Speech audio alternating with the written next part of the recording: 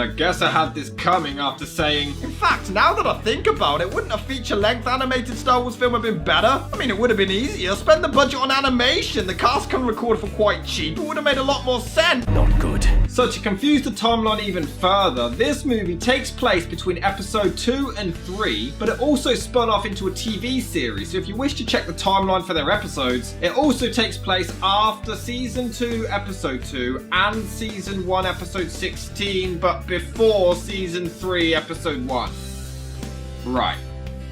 This will never do. Yeah, the original plan was for this to be the pilot for the TV series, and it was supposed to just be a 3-part episode, but the footage ended up being simply released as a shitty feature film instead. Lucas was the one who pushed for the release, and even the producers admitted that he works in strange ways, we've noticed.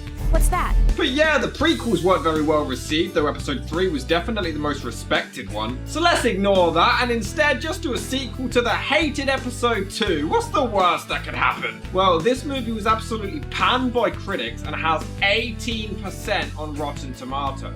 This makes it the lowest rated Star Wars film in history, and that includes the Star Wars Holiday Special.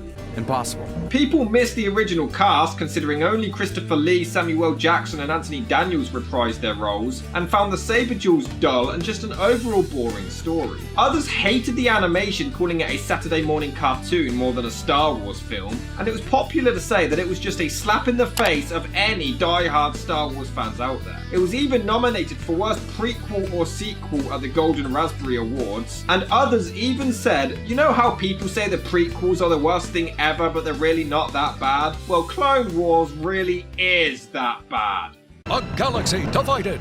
Striking swiftly after the Battle of Geonosis, Count Dooku's droid army has seized control of the major hyperspace lanes.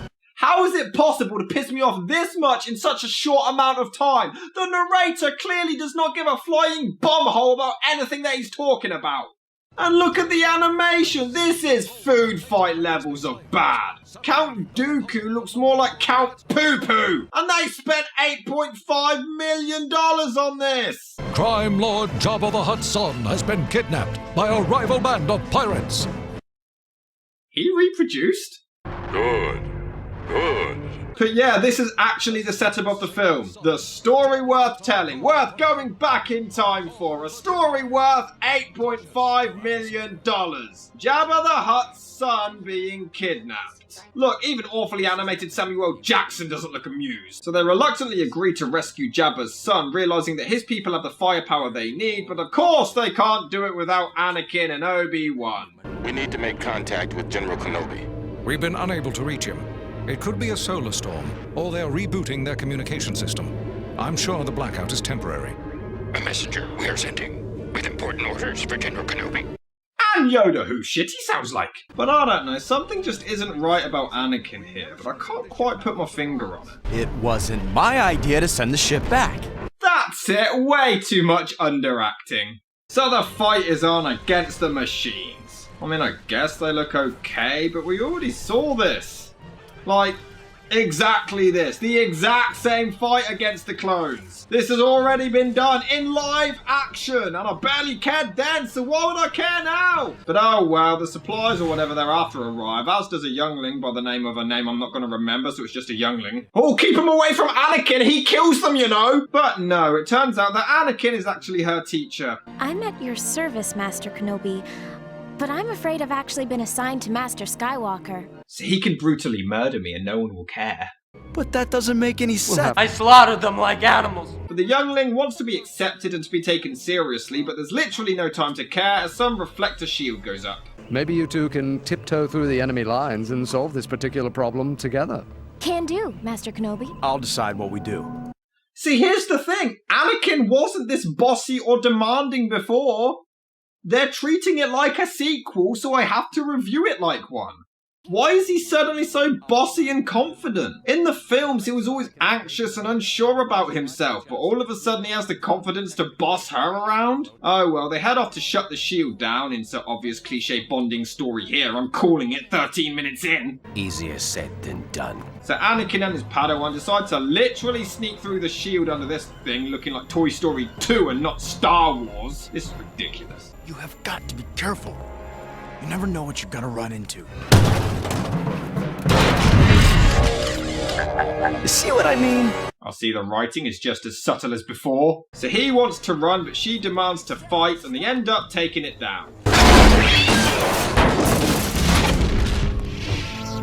Good. You take direction well. A shame Hayden didn't. Also, when has she taken direction well? She has moaned every time you've ordered her to do something. It was worth a try. So Obi-Wan pretends to surrender to some droids as an obvious distraction technique, but they're dumb, so they fall for it. The fight continues. The Padawan uses the Force that she's somehow already mastered to make a rock fall over and only barely misses Anakin to save his life. It's like this donut rock thing, but he's still pissed that she endangered him, whatever. Then Obi-Wan finishes his plan of procrastination and kicks some ass. You're reckless, little one. You never would have made it as Obi-Wan's Padawan. But you might make it as mine.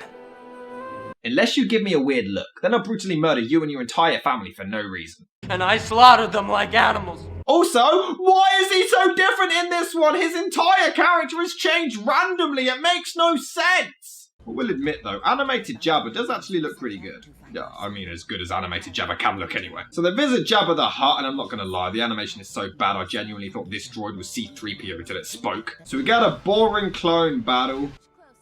And then it ends. Okay. And this droid looks like a damn fly! So the youngling wants to kill some droids. Anakin is hesitant, but then lets her do it anyway. Why is he so different to the rest of the movies? And then he kills the droid himself. Anakin isn't a badass, stop it! So they fight. Oh my god, what the hell is that? That is terrifying! Oh Jesus Christ! Oh, he's so cute. Just wait until you see what he'll grow into. You're Darth Vader. See? You're two of a kind. Maybe you should carry both of us then. How does that even mean? Will you just let me do it? I hate huts.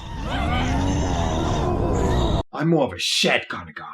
So Jabba believes the Jedi are against him and have kidnapped his son. Have another fight I don't care about. Then the youngling feels depressed because of her age and she just wants to prove herself. It's basically Luke. But then they lose the baby, but no, it's under the bed, so we get amazing close-ups of its mush while the terrifying shit squeals at us. Have you gone mad?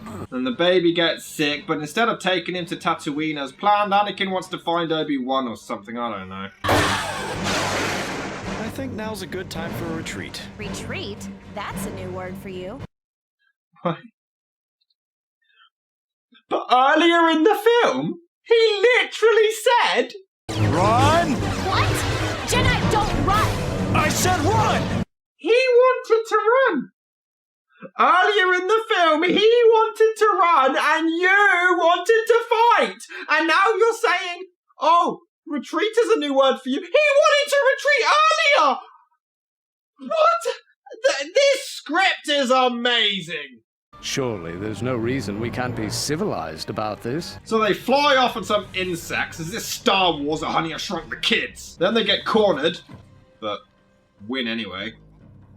Yeah. Skywalker is still in possession of the hut and has temporarily eluded me, but he will not escape the system alive. Need I remind you, whoever gains Jabba's favor will control the war in the Outer Rim? And also, who the hell animated my face this long? What the hell is wrong with them? So Obi-Wan fights some bird who also wants Jabba's son for some reason, while Anakin tries to return the baby. Incoming ship. Identify yourself.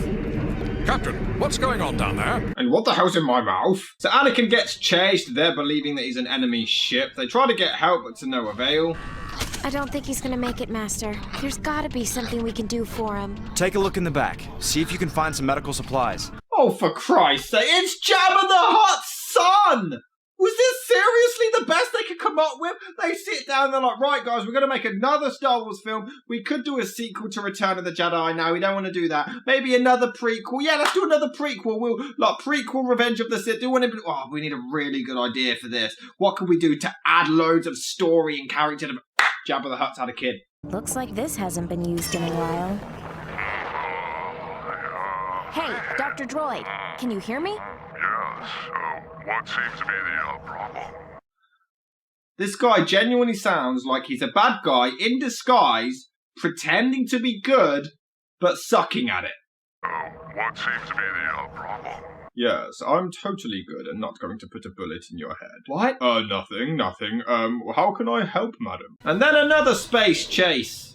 You know, I'm beginning to notice a pattern. There isn't really anything else to do. It's just space chase talk, space chase talk. There's no real plot or anything. Oh, and his Padawan gives him some cheeky dialogue, but her face never changes. All the guns are locked in the forward position. It's too bad you decided not to repair the rear deflector shields. Not now, Ahsoka! This animation is amazing. Pixar, you better watch out!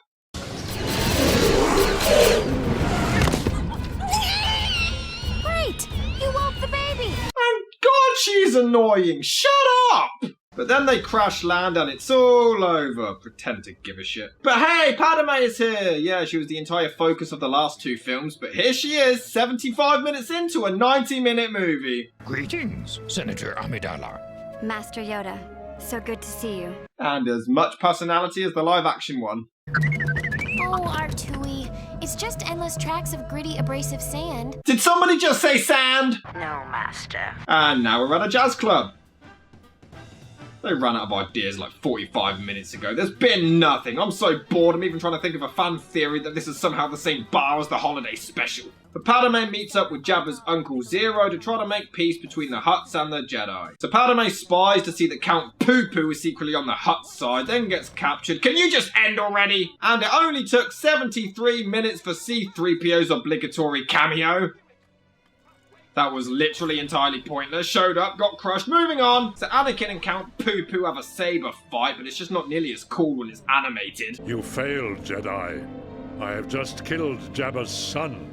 You've fallen for my little trick, Count. This dialogue, you just know George Lucas had a say in the script's dialogue. But Anakin had a decoy while his Padawan had the real baby elsewhere, but she gets cornered by some droids. Just wrap up! You are squeezing so much in right at the end, it's ridiculous! R2! 3 against 2? Stinky, you watch my back. Even I'm cringing at that pun.